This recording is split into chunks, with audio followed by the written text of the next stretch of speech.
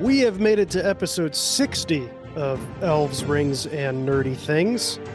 We've taken a little bit of a hiatus because Sam and I don't get paid to do this. This is fun. And I was out of state. I was in Sam's state. We were in Michigan for about a week plus. And then holidays all kind of rolled together in December. And Sam and I never found time to record. But then I was out of state. You were out of state. Not in my state, because I came back to the West Coast. That's right. But we watched the Battle of Five Armies for this week's episode. We are wrapping up our Jackson Hobbit trilogy. Sam, did you have a good restful break before we get into what is one long fight scene? Not really. I'll say that the holidays with a baby are quite taxing. Draining? Yeah. As much fun as it is to see family and see the baby interacting with family and all of that, it's still a lot of work to try to maintain things like sleep discipline and feeding schedules. And just today we learned that she has RSV, and I might sound a little nasally. I'm also dealing with probably RSV, and it's tough because we've been sleeping. We had to sleep in 3 different bedrooms over the course of 2 weeks. Cross-state travel, cross-country travel. It's just a lot. I was counting our bags at the airport coming back from Washington, D.C., and we had 5 different carry-on items. And that also included the diaper bag. That excludes the diaper bag that we left in the backseat of the car that took us to the airport, which had to be given to my parents, who then dropped it at our house on their way back. So it's a lot. It's great to see family. And I will say it's very much worth the effort, especially so that our daughter gets to see some of those older relatives, her great grandparents, of which she has several. But now I understand why growing up, I never really saw my parents enjoying the holiday, especially when we were younger. You heard it here, folks. Sam hates his family. That's not at all true. Doesn't want us to interact with his child. Stay away. Well, I'm staying away from you now that you have RSV. I think I'm past the point of being contagious. And I don't know how Haley doesn't get anything. She never gets sick. I know she was sick a lot as a kid. Oh, she was sickly. Yeah, she had, what's the famous thing? She had mono, scarlet fever, and strep throat all at the same time. Or like senior in high school. Hand, foot, mouth. Whatever it was. And now she never gets sick. Poppy will come home from daycare and I'll, get a slight touch of the vapors and I'll be, feeling like crap for 3 days, and Haley's just rolling on 3 hours of sleep. Well, that's Carly and I too. Like, there'll be times where Carly will be sick for like a week. I don't change any of my habits. Like, we still sleep next to each other. I'll even go to like share drinks with her because I'm at the point where I just don't care. Like, I don't think I'm going to get anything from her. And yeah, it's like she's been sick for like a week and nothing. And she works in healthcare too. So you've got exposed to whatever is floating around out there in the world. The whole thing about being a teacher, though, when I taught middle school, I was sick pretty frequently from those disease-infested children that were constantly around me. But for some reason, this is different. We've gone off on a tangent. Yeah, this is now a public health podcast. Yeah, this is personal public health. Get your vaccines. Yeah. We should put a PSA at the front of this. Okay, yeah. Anti-vaxxers don't listen. Yeah. Can I say something too? Which is, are we procrastinating discussing the Battle of the Five Armies similar to how, at least I feel like we procrastinated watching it, we procrastinated finishing it, and we've somewhat procrastinated recording this episode. And that might not be totally fair to the movie itself, but I don't think the movie does itself any favors in certain aspects of being enthusiastic about coming back to it. I enjoy the bread of this sandwich. Okay. It's a very nice multi-grain Is it beginning. gluten free? No, it's gluten full. That's the only Oh, okay. I Okay. haven't found a good gluten-free bread yet. But the beginning and the end of this movie, I think, do well. It's the middle that if it was just shortened by an hour, Just an hour. Just just an trim an hour, hour. Yeah. Yeah. and you just reduce the stupid fucking Battle of Five Armies, which it's only five armies for like the last 30 seconds anyway Mm-hmm. in this movie. If you would have just trimmed down the battle itself, arguably by 45 minutes to an hour, then I think you would have a much better short movie because, like I said, I really like the beginning and I really like the ending. What we've done with the last two is talked from beginning of film to end of film, just going off of the notes that we took. So let's just start with I've given my kind of overview. Do you have the same opinion? Do you have a differing opinion? Why was it hard for you to get through? Yeah. I mean, so we should tell the audience that when you and Carly were visiting Michigan, you stayed with Haley and I for one night. We went out to Greenfield Village, did that fun thing, then came back. And because it was basically the beginning of Christmas break, we're like, okay, put the baby to bed and we'll stay up a little later and we'll watch the Battle of Five Armies. We get just to the beginning of the actual battle. I think the orcs are starting to arrive. And we're like, okay, it's really late. We got to go to And bed. yeah, Haley had fallen asleep by this point. Haley was asleep. There was some decent commentary. I don't know when the last time Haley saw The Hobbit was. I don't know when the last time Carly saw it was. Or I guess she was. Has she been watching with you? Not the first two.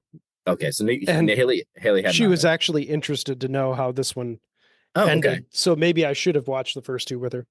You can go back and watch it with her now and tell us, report back on a future episode of Elves, Rings, and Nerdy Things. So we stopped the movie right about at the point where the orcs show up and the battle commences. And when you hit pause, you see how much time is left, and it was an hour and 20 minutes left. And I think you made the remark of, okay, it's another hour and 20 minutes of this.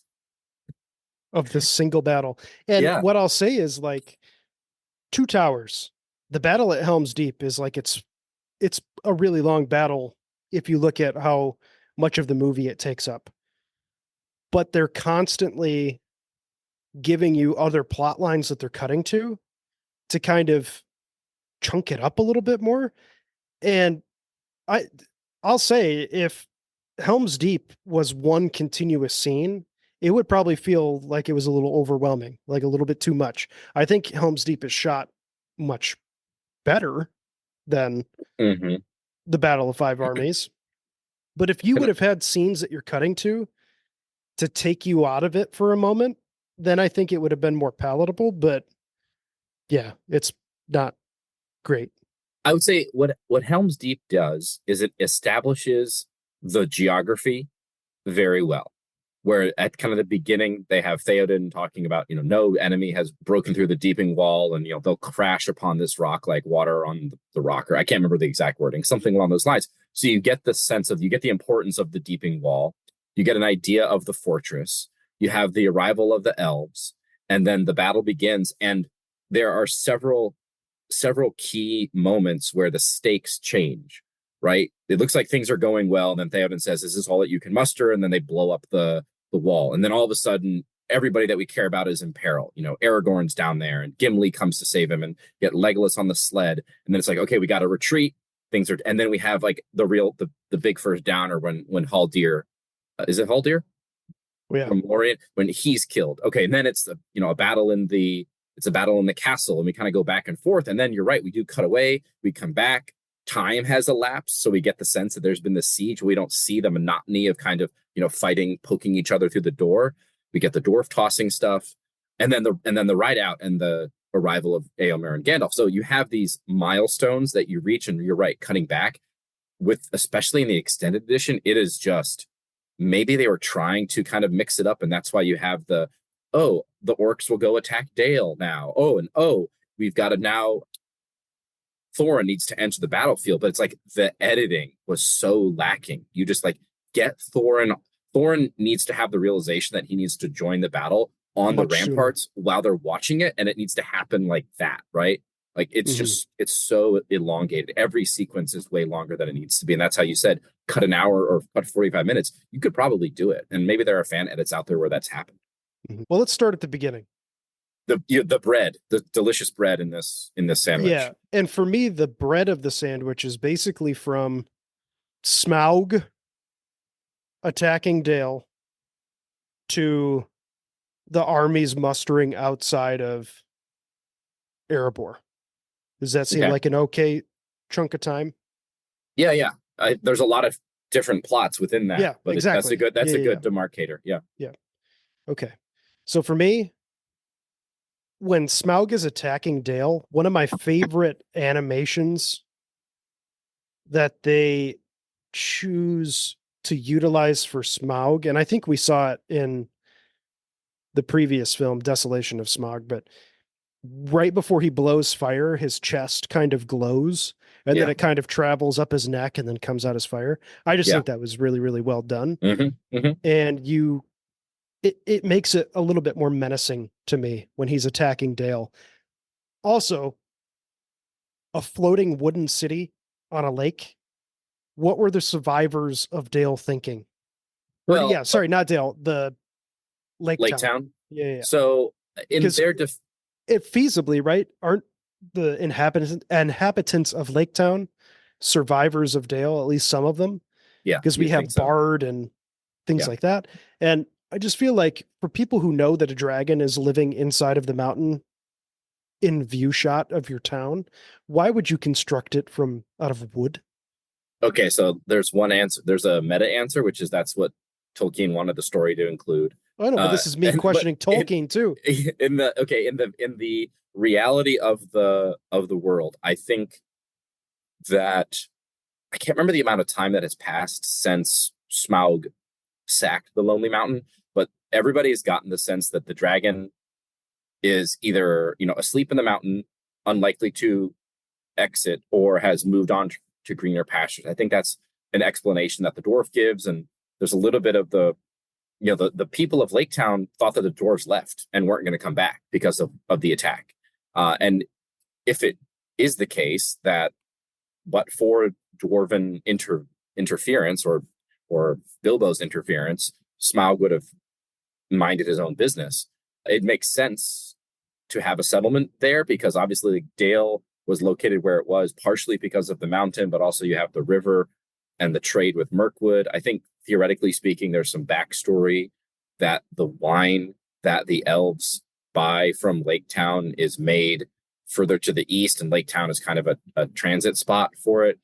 I don't want to think too much onto it because it is just a children's story. But as far as the actual lake town, like you think about it, a town built on a lake is not that bad of a location because you have a water and a food source, fish, and if you only have one bridge in and out of the lake town, like is shown in the movie, theoretically it's a really good defensive position because all you need to do is hold that bridge. Things get really bad, you can cut the bridge, and then your opponent either has to build boats or swim to you or whatever it is, and you can always pile in your own boats and paddle and disperse out into the water. Now, Or building your they entire can town out of shoot a or or what? they can shoot you from shore with like fire arrows because they paint it out to be like not that far from shore. Or But I mean, I think we're spending too much time we are. But the point is, like, discussing Lake Town's let me say this: architecture. Smaug messes up Lake Town. I don't know how there are any survivors at all coming out of that, especially survivors that don't get hypothermia immediately and die. I Yeah, don't from know. the weird frozen Yeah, which gets even worse in lake in this August. at the end of this movie when all the water is frozen and like not just water that's like high up on the mountain, but all Oh water yeah, seemingly near the battlefield, which because they're okay, up on a hill, but not like in the mountains. That yes, Raven Hill or whatever that final yes, battle takes yeah, place. but there's water on the battlefield or next to the battlefield that's completely frozen to the point where a troll can seemingly Well, no, I guess the troll does break through, and it's like chasing them through the broken ice. But whatever, like there's so much ice that you think all of those people, especially people who are wearing clothes and then fall into the water and they come out of the water wearing those same wet clothes, they would all be dead of hypothermia.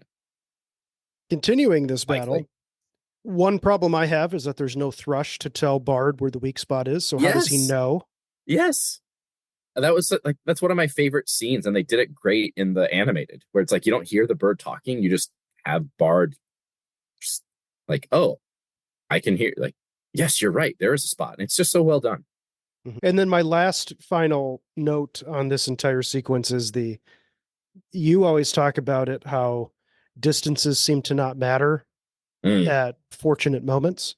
And this was one of those to me where you would imagine that Smaug flying from Erebor to Lake Town would happen very quickly. hmm And you would imagine that the burning of Lake Town and the death of Smaug would also happen pretty quickly. hmm How did the dwarves get from Erebor to the ruins of Dale to watch Smaug's death so quickly? hmm This is one of those times where it's like you've already shown me the geography of this small area, and it took me out of it for a moment to see them kind of just appear in Dale, only to then just reappear in Erebor a few scenes later. hmm It's we get the sense when they're approaching the Lonely Mountain that the trek from Dale to the mountain is pretty long, to the point where like time becomes, there's a sense of urgency building because they're starting to lose the light or whatever it is. Mm-hmm. But then yeah, you have the flight of Smaug's journey and confrontation with Bard and destruction of Lake Town. Yeah, it would have been probably, let's just say, less than an hour. So we're saying that all of the dwarves immediately left the mountain from a different entrance, by the way, because this wasn't the entrance that they came into, wasn't it collapsed? I can't, maybe I'm wrong with that, but No, we don't really. I think Smaug destroys the barricaded entrance on his way out. Okay. Either way, you've got them crossing distance. I mean, this is just the first and probably not even the most egregious example of teleportation going on, because we get some stuff later with the elves is just completely nuts. Yeah, because my next note is how long does it take to get to Gundabad? Yes, seemingly there's a rapid transit from Gundabad to fucking Lonely Mountain. Because legit, like in Desolation of Smaug, we have Keely, who is poisoned and is about to die. That's the night before Smaug attacks Lake Town, correct? Yes, because that's the whole, they have to like rush to leave Lake Town and find it. Yeah, it's one day. So that happens. Right. Tauriel and Legolas arrive and fight Bolg. Tauriel heals Keely, and then they leave from Lake Town that night to go to Gundabad. Mm-hmm. Starts to not make sense to me how far Gundabad is, how much time takes place between Smaug dying and them returning for the Battle of Five Armies. They never really clarify that. It seems like it's the next day that like the Elven army shows up and all of that. They just needed to do a better job of telling me how long stuff is taking. And Lord of the Rings does it really well. And we just mentioned the Two Towers. Helm's Deep, Gandalf says, I'll see you in 3 days. So it doesn't feel like Gandalf is just appearing in Helm's Deep. You go, okay, Gandalf left at this point in the movie. 3 days later, it's this point in the movie. Then it makes sense because we know there's 3 days of travel and all of that. I mean, the whole Gundabad stuff is completely pointless because you don't even need the army of orcs coming from Gundabad in order for the stakes to be high in the battle. Because you can just give, this is one of my issues with CGI, is like you can just throw in as many orcs as you need to whenever you need to. So, we need to give Legolas a badass scene. How about he decapitates 200 orcs in a row? Oh, right? That was so stupid. It was like, what's the point? You just, it's just pixels on a screen. Like they're whatever. It's nothing goes into the creation of that art, quote unquote art. But you don't need the battle. You don't need the army of orcs coming from Gundabad You don't even need the army of bats coming from Gundabad. All of that can be explained away by the fact that there's already a massive army of orcs there. So you don't even need to take Legolas and Toriel out of the action of, Lake Towndale, the Lonely Mountain. Could just be, they could have gotten into a confrontation with Thranduil and left together, and together witnessed this reinforcements that no one is preparing for, about to flank the, the free peoples. And then they come back and they have their thing, all their shit going on at Raven Hill. You don't need to send them halfway across the fucking map and then bring them back magically. And all it gave you was a 10-second note of Legolas saying, "Oh, my mother was killed here. She was tortured." And then the army comes out and they're like, "Oh, we got to go tell them." It's like, why couldn't you have just made a comment about your mom dying by orcs? You didn't have to travel all the way to Gundabad to tell Toriel that.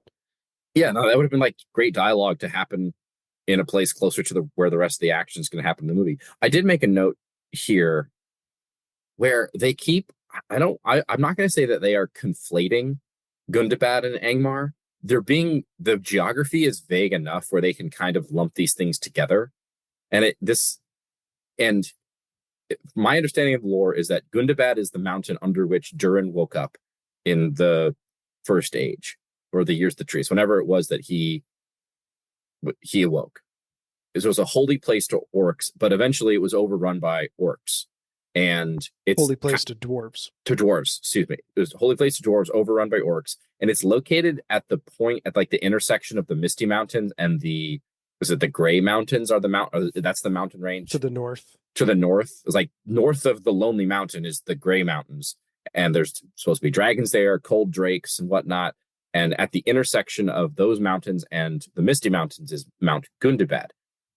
Angmar is just a realm in the north of Eriador, which is not necessarily overlapping with the Gray Mountains or the upper range of the Misty Mountains. It's talked about. It's like a hilly country. It's borders one would think that the Misty Mountains and Gray Mountains would be the borders of Angmar. Yeah, the northern borders. Yeah, and excluding Angmar from them. It's that's the board. That's the northern limit of Angmar, because Angmar wasn't supposed to be necessarily a frozen tundra. It was just a hilly country that was inhabited by or led by the Witch King and kind of dominated the north of Eriador for a while. So there's a little bit of conflation there, I think, between Angmar and Gundabad, and they're kind of setting up all of these pieces to connect the battle to the overarching War of the Ring and the plot with Sauron, which I know that I think you and I both really like a lot of the Sauron stuff at Dol Guldur. We like the CGI. I don't think it really hampers from the story, but I guess this is my question, and I'll end my little rant here. Could you just have one movie where you have the dwarves fighting the orcs, and you can say that the orcs work for Sauron, but you can leave out the Gundabad Angmar stuff because you don't really need it in order to have the stakes be what they are in the battle? Do we even need any of this Gundabad Angmar stuff? No. Speaking of Dol Guldur, one of my notes about that scene, which I think was an awesome scene in general, when we have the White Council fighting the Nazgul and then what we discovered to be Sauron. What I didn't like about the Nazgul was how the inconsistency of their portrayal. So we have Radagast earlier entering Dol Guldur before they realize that it's Sauron. And this is where he finds the Morgul blade. When the ghost comes out of the statue, we're led to believe that's a Nazgul. Looks entirely different from what they're portrayed in the movie Battle of Five Armies. And I just didn't like the inconsistency. I wish they would have kept, if you're going to portray them in one way, continue to portray them in the same way. But overall, I think that scene was awesome. I loved seeing Elrond in his battle armor, clearly stunt double / CGI of Christopher Lee as Saruman, flipping around, hitting things with his staff. But and we also get the answer to our question in a previous episode. Oh, yes. Gandalf's staff is basically dissolved by Sauron, his staff that we see in the Fellowship of the Ring is indeed Radagast's staff. And apparently Radagast just doesn't need that shit anymore. He's powerful enough to talk to birds and beasts without it. Well, then Radagast exits the story. He breaks a brief reappearance at the end of this movie, but then we never see him again in the Jackson movie realm. So we get the origin story of Gandalf's staff. One thing, Christopher Lee, I just remember that he was Count Dooku in the prequel trilogy. I was like, I wonder if he Star Wars. Yeah, brought back any of his Star Wars choreography or if there was any homage there. Because I did get some, and maybe this is more, well, this is me reading into it, but some of the way that the armor and the weapons and the fight choreography of the Nazgul and the White Council members reminded me of the throne room fight scene in The Last Jedi between Snoke's little stupid guards and the Praetorian guards. Yeah, which I mean, whatever. I hate The Last Jedi, and I think that everybody was like, "Oh, that scene is so cool." I was like, "It's scene is pointless." We may have just gotten our answer on what our next topic is going to be. Well, we can do that. I mean, we can do that totally. Anyway, so I would agree that going back to your point about the inconsistent animation, this was actually some lore that I was recently getting into just via YouTube video. I can't remember what the channel was. It was one of my normal, like, Nerd of the Rings, Darth Gandalf, In Deep Geek, or Men of the West. It's one of those four. But they were talking about how I think I mentioned in the previous podcast, like, the Nazgul still have a physical form. You just can't see them. And so in this movie, when you have a physical, like, kind of you can see them, but they are invisible except for magical interactions. Was that the kind of impression that we were supposed to get? I guess, but to me, and this might just be this is how I interpreted it. Galadriel, Elrond, Gandalf, all wearing rings of power. Okay, good point. Can see them. Okay. Saruman and Radagast, being Astari, can see them. So to me, that was how I justified it. I didn't even question it.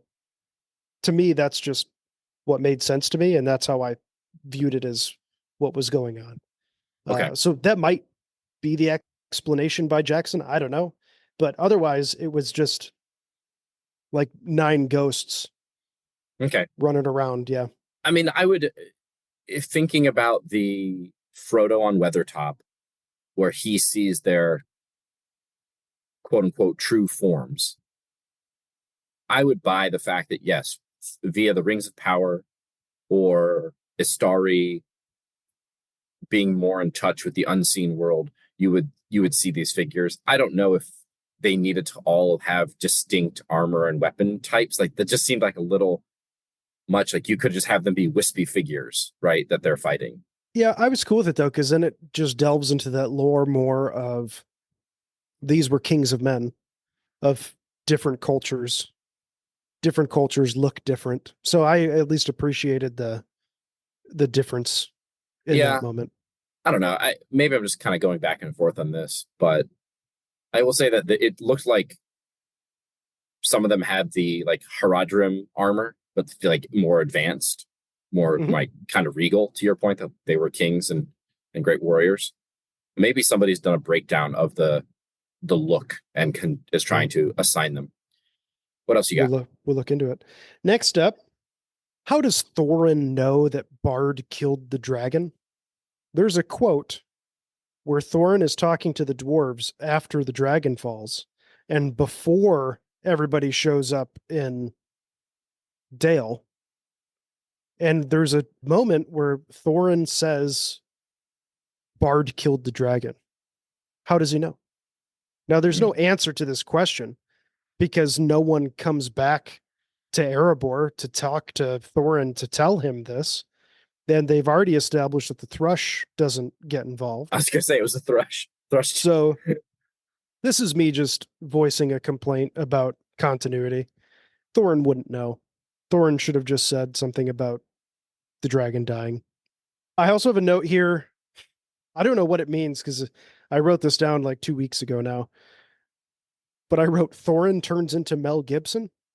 Do I you wrote down remember? I wrote down Mel Gibson, and I don't remember what the reference was specifically. And then I wrote down beyond that, Thorin is crazy Jesus.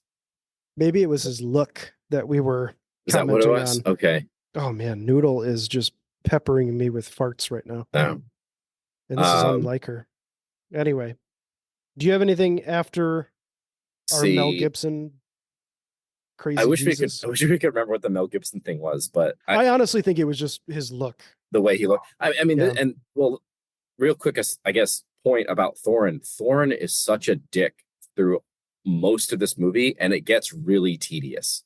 Mm-hmm. And I think it's just them trying to do this whole dragon sickness and giving explanation for why he won't give the people of Dale any money, and he won't give the gems to Thranduil, and he won't go out and fight with the dwarves. It's like, you don't need to invent all of this drama. Like, just do it similar to what they did in the books, where yes, he's greedy, a little bit of dragon sickness. You don't need to beat us over the head with it, and stop, with like the lingering shots of him looking insane.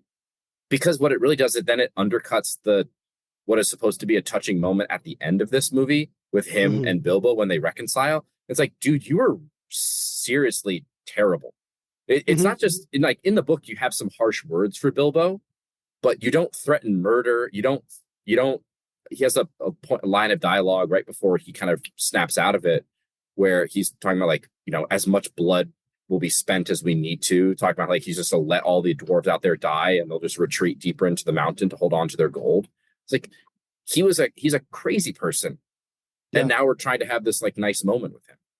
On top of that as well, I will say that I noted Richard Armitage, who plays Thorin, I think does do a good job though, switching between crazy Thorin and nice Thorin. Because there's moments, especially when the moment in particular is when he's talking to Bilbo. And then this is where we see the acorn that he thinks is the heart of the mountain. And he approaches Bilbo crazily. And then when he realizes Bilbo's just holding an acorn, that change in acting, I thought was done really, really well. Now, did his craziness need to be as drawn out and prolonged as it was? No, I think you could have just shifted everything up. And we talk about this movie could have been shortened and it would have been much better. To me, that goes with his craziness included, where if you shorten the effects of his dragon sickness and have him overcome it much sooner, then I think it plays better. But I do think that his acting was great, switching from crazy to nice. Yeah, he's a good actor. He portrayed the mood swings very well. We just had too many of them. Yeah. And I'm just thinking about how he and Bilbo have that moment at the end, like I said, where Bilbo wasn't a witness to some of what Thorin was doing during the battle because he left, but the audience was. And I don't know if the audience was thoroughly. I don't know if Thorin redeemed himself in the minds of the audience, given a lot of the consequences. And I think some of this is. To me, he did redeem himself. And we can talk about that when we get to it, because we're not quite there yet. Okay, let's get there. My next note, why would the elves and men just arbitrarily decide to wait until dawn to attack the mountain? That only allows Thorin to like come up with a plan and like arm himself, call reinforcements, which he does. He sends a raven to the Iron Mountains. And how far are the Iron Mountains or Iron Hills to Erebor? Because it's like the night before he sends a raven. And then immediately the next day, an army of dwarves is marching on Erebor. And it's just that time and space, continuity. It just, unless the Iron Hills are a half day's march, it just doesn't make sense. Yeah. I think in the book, we get the explanation that it's been several weeks. Yeah. There's like a siege. Yeah. And I think the dwarves very quickly send word to the Iron Hills that they either need help or that Smaug is gone and taken care of. That the mountain has been reclaimed. Yeah. And it would not have been hard to do that, I don't think. I think it would have begged questions about like, oh, what are the survivors of Lake Town doing for that entire time? But you could easily show them trying to make like going to Dale and actually trying to rebuild it and fortify it instead of they seemingly show up and then 20 minutes later an entire army of elves shows up and then all the orcs show up and you don't have any of the explanation for how these groups traveled across the map as quickly as they did. When like, why do the orcs come to the Lonely Mountain with an entire army if they didn't know that Smaug was dead? Right? Like, because as far as like one would assume that Smaug would just kill 13 dwarves. Like, why did the army of the north, why did that orc army leave Dol Guldur when it did to take out Lake Town, a fishy smelling rabble? Like, that's no threat to Sauron. Yeah, I mean, I don't know. I think it's all just you would have to anticipate the thought that Sauron thinks that the dwarves are going to be successful, which doesn't make sense. Yeah. Small chance of success. But I think it's more of just going to ensure that Durin's line ends. Otherwise, it just doesn't make sense. Yeah. Because if you're Sauron, I think you're kind of banking on a dragon killing 13 dwarves, and you wouldn't need to send an entire army. But Yeah. Which again, in the books, there's an explanation. yeah. Several weeks go by, word gets out, the goblins come to the mountain because they want the gold. The elves come to the mountain because they want the gold. The dwarves come to the mountain because they want to defend their brethren and lay claim to the mountain. The humans come asking for help, wanting to get the gold. Like the explanations are much simpler. We get into the battle itself now. And I wrote, again, scenes with real orc actors look so much better. And the problem with this is that periodically they do include like a close-up shot of like an actor in prosthetics portraying an orc. And then you cut to scenes of terrible CGI looking orcs and goblins. And I'm like, it takes me out of it because I go, there's a good scene. Mm-hmm. There's a good looking orc. And then they immediately destroy it with CGI right after that. Moving into the battle a little bit more, a fucking machine gun arrow shooter. Like if this on the chariot, yeah. Yeah. If this exists in Tolkien's world, why don't we see it like 60 years later? Like, why wouldn't everybody have these motherfuckers just like on ramparts? And I wrote down steampunk dwarf tech. Yeah. Yeah, because at the end you have that scene where Balin says, cut the tracers, meaning the four giant goats that are leading the chariot, and they all do. And then Balin is just kind of there by himself. And then he gets the like instant, infinite ammo, perfect aim, and is just knocking out these wargs with like one shot. And yeah, to your point, okay, so you're telling me in the intervening 60 years, knowing that there potentially would be other threats out there, the dwarves didn't manufacture these and sell them, and they didn't show up. Like every dwarf should have had a machine gun rapid fire arrow thing. Could you imagine wipe the floor?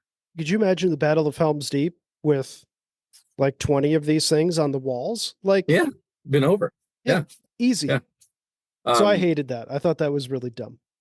Well, so that's like in the more of the middle part once Thorin and co enter the battle. But even before that, we have the arrival of the dwarf army, and then the dwarves and the elves actually start fighting and killing each other, which doesn't happen in the book. And I don't think that actually happens in the theatrical release. I think the theatrical release, they confront each other, and before there's any battle, they stand in opposition, and then the orcs show up, and the dwarfs run to fight the orcs, and then the elves defy all tactical sense and jump over the wall of heavily armored shield wall. Yeah, it was like, no, you go behind the shield wall and you kill anything that comes into the shield wall. Yeah. No, I noticed that too. And I think in the theatrical scene, there's a charge of the two armies towards each other, and then the horns blow. And can we just say wereworms? Like, why even call them wereworms? Yeah, like are I know we've because established werewolves with Sauron being able to transform into a werewolf in the Silmarillion, but wereworms? we never call Beorn is never called a werebear, right? He's just a chain or skin changer or Yeah, something like that. So like a changeling or something. Yeah, do they call him a changeling? or skin changer. I don't I know. think Same it's skin thing, maybe. changer. Well, yes. Why again, an invention? Let me say, is there the term wereworm anywhere in Tolkien's Legendarium? I mean, not off the top of my head, not that I'm aware of. Okay, and I can't remember. It's been a while since I saw anything about this, but I don't recall this being something that was mentioned in The Hobbit. It certainly is not in The Hobbit as an explanation for how the army of goblins show up in the mountain. They just march there or ride there on wargs. It's again a fabrication because you can't take the time to set up how this army got here by itself. Like, why couldn't it have just marched similar to how the elves marched? You don't need like we see the Gundabad army showing up. They seem to have a pretty easy time traveling a much further distance than Dol Guldur is from the Lonely Mountain. And through the mountains, yeah. Yeah, I guess Because that's if the if my geography is right, Gundabad is on the other side of the Misty Mountains. yeah, and the wereworms where would they have would have tunneled under. Yeah, did the orc army come around the other side of the long lake? Like, yeah, where exactly did they tunnel under? It's again, we don't understand why it's important that the werewolves are there. They just happen to show up, and this orc army pours out of them. Yeah, they don't even uh fight. They just create tunnels for the orcs to traverse. I mean, it's one of those things where it's like, oh, because we can do it with CGI, we should just do it. Which I was just thinking about the scene at the end of the Fellowship where you have all of the Uruk-hai on Amonhen, and Aragorn fights them one on one. All of those orcs, all of those Uruk-hai are actors in costume, and that scene is so much more tense and memorable because it's Aragorn against those real physical things. Mhm. And so it doesn't matter when later in this movie we have Thorin and Dwalin saying, "Oh, there's about 100 goblin mercenaries. Don't worry, we'll take them." Yeah, While Keely and Philly run away, and then you have 2 versus 100 of these goblin mercenaries, CGI and goblins. it's Yeah. just CGI. Like it's just everything is.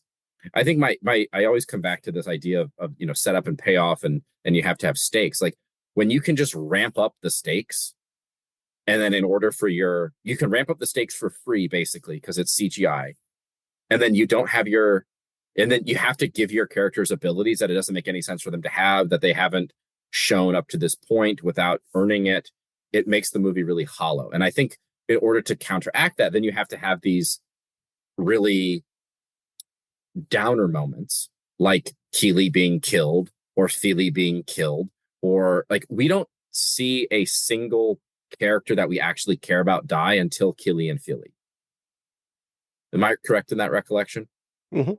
All we see are nameless, basically faceless dwarves and elves being killed, and then the elk that Thranduil is riding and the pig that Dane is riding, they get killed. And we spent more time caring about that elk and that pig than we did any of the nondescript extras or CGI creations that were killed. So you have this gigantic battle, which is supposed to be, tremendous losses and whatever else, but we don't see any of it. And it's only because it's all CGI'd. Next up, I like that elves glow to Bilbo when he wears the ring. Yes, I made a note about that. It's great. I like that. Terrible CGI. Legolas running up the falling bricks is so dumb. Yeah, that's to me. The I wrote Legolas's anti-gravity boots, and that happens after Legolas dangling flying upside down from that from the bat bat. cuts the heads off of 200 orcs, 100 orcs running in Yeah, in 2 lines. it's definitely north of 50. The whole Azog under the ice thing was so dumb. Because if the ice is that deep and the water underneath the ice is that deep, how does he have enough momentum to Jump. well, I could see him stabbing through the ice to stab Thorin's foot. Uh-huh.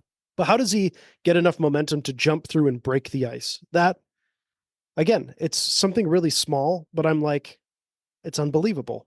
Yeah. Even in a fantasy world. Yeah, because again, like, you had to give them this climactic. They couldn't just fight each other on the battlefield.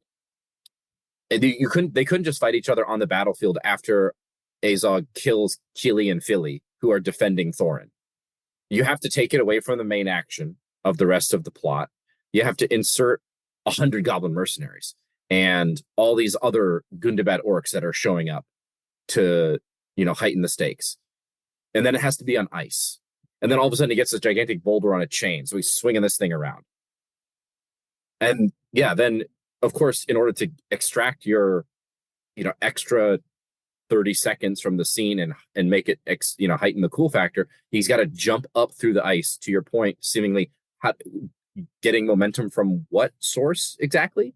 Like, does he have is he carrying a 1-ton weight with him that he drops in order to get the momentum to head up? No. Unnecessary use of the line, the eagles are coming. There's 12 eagles. I know, but it's just it's an exact pull from Pippin at Return of the King. Yeah. The eagles are coming. And then they have, I believe it's Bilbo say it right before he gets knocked out. Or no, he's knocked out. He's knocked out. I don't know who says it. I think it's one of the dwarves. I don't remember. It's stupid, though.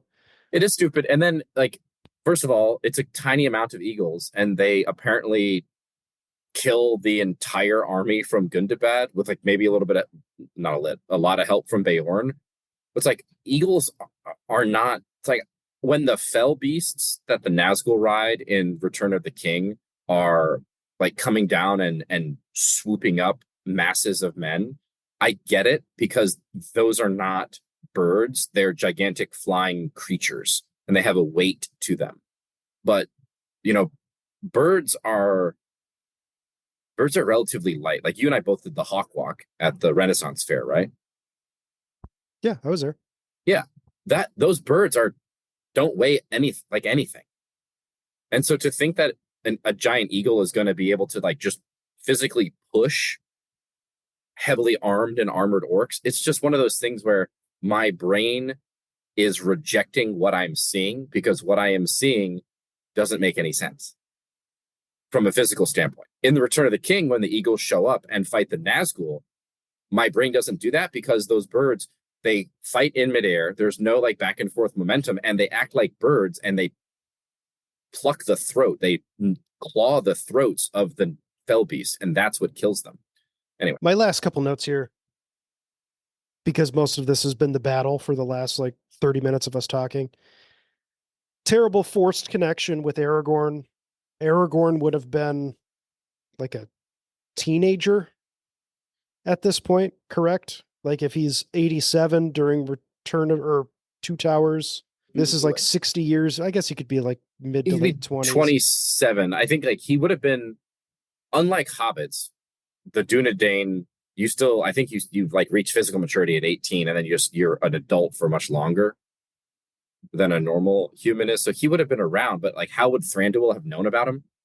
And I doubt Aragorn at this point is doing such cool things that he's become the talk of the Mirkwood elves. That just doesn't make sense. Yeah, you don't need this at all. Yeah, just unnecessary. And then for me, there's two songs that came out of this trilogy that I just love. And it's I See Fire by Ed Sheeran, which is the final song or the credit song for Desolation of Smaug. And then The Last Goodbye by Billy Boyd is just a phenomenal song. And the fact that you got Pippin to come back and sing a song for the end of this film, the song makes me teary if I listen to it, because I think of the Tolkien trilogy. I think of this being the end of this trilogy, and then there's really not much other Tolkien films that are going to come out. So when Billy Boyd sings The Last Goodbye, you're kind of just thinking about the emotions of the end of the trilogy and how this is kind of the finale of at least Jackson and films that we're familiar with. Yeah. So yeah, that makes me a little emotional. But Well, even to even beyond just those two songs, from a score perspective, you had when Thranduil and Legolas are talking about Aragorn, you have the main theme from Lord of the Rings come in very softly, which is probably an emotional play at the audience, similar to the what you're talking about. And then at the very end, when you have Bilbo at home and he puts the portrait of his mom and dad, or like he straightens the portraits, and then he remembers that he has the ring, and you get the ring theme going. Like that too is kind of like, hey, remember Lord of the Rings? Well, if you don't, then boom, there's Ian Holm, there's Gandalf, it's the unexpected party, back Howard to the Shore's music. Yeah. Well, that's all my notes. Noodle is sitting here whining at me to go poop. So I need to go walk my Noodle. Okay, so there's some random how much time do we got here then, do you think? Real quick. Based off of the smell of these farts, you've got probably a minute. Okay, so then real quick, The Hobbit Part 4 should be the Battle of the Lawyers, involving Bilbo getting all his stuff back from those people who incorrectly purchased it at auction. Let's see here. I thought the ending actually made Gandalf seem kind of dumb, because at least in the original books and the Lord of the Rings trilogy, when he suspects or knows about Bilbo's ring in the Hobbit timeline, the threat of Sauron has not been established. The necromancer was not explained to be Sauron, but now it's like definitively we know that Sauron is back and Gandalf has confronted him, and then a ring has been discovered. You'd think Gandalf would have gotten a little bit more suspicious. We get a little hint of that, but then what is he doing for the next 60 years?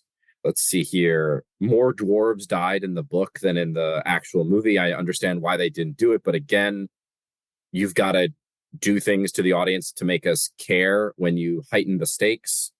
Where was Dwalin the entire time that Azog and Thorin were fighting, and as Thorin was being killed? We know Dwalin was yeah, he was taking out the other 100 goblin mercenaries, goblins, right? Yeah. But it's seemingly on his own. We don't get any. He's there somewhere. Legolas, likewise, what the hell was he doing after he took care of wherever he was? He would have been helpful. I wanted more of Beorn going boss against the goblins. That was pretty cool, actually. Oh, we get an explanation for how Thorin gets Orcris back. Legolas throws it to kill that dude. And then I guess my final thing here is Bolg's skull underwear. Did you catch that? He's got a human skull as the crotch piece on his underwear. I did see that. I enjoyed that. Well, that's it. Yeah, for thank our you for Hobbit that trilogy. Thank you for the quick laundry list of minor things. The laundry list of Sam's nitpicks. You close this out. I'm going to go take noodle poop. All right. Bye, everybody.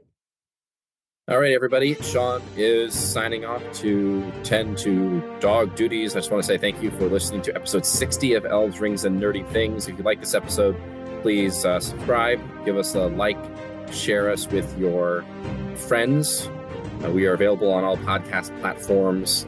We appreciate the continuing views. 2023 has been a great year for the podcast, and we look forward to sharing with you what Elves, Rings, and Nerdy Things will be doing in 2024. Until then, until next week, until next episode, thank you and bye.